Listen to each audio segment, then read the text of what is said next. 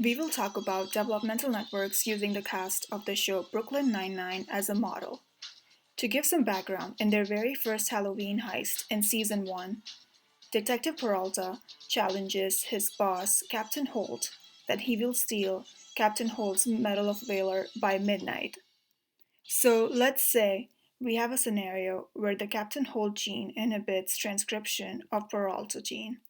Sergeant Jefferds gene stimulates the transcription of Detective Boyle gene, and the Boyle gene inhibits the transcription of the Holt gene.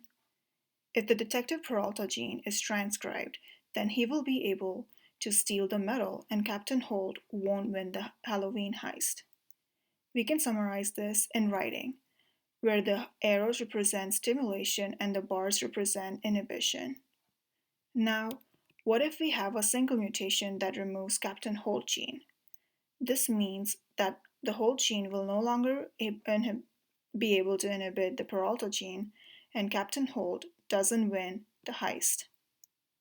If there was a single mutation that removes Sergeant Jeffords' gene, then the Jeffords gene won't be able to stimulate the Boyle gene, which in turn will no longer inhibit the Holt gene.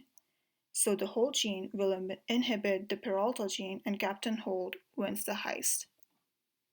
Now, if there was a double mutation that removes both Boyle and Holt genes, then the Holt gene will no longer inhibit the Peralta gene and Captain Holt does not win the heist.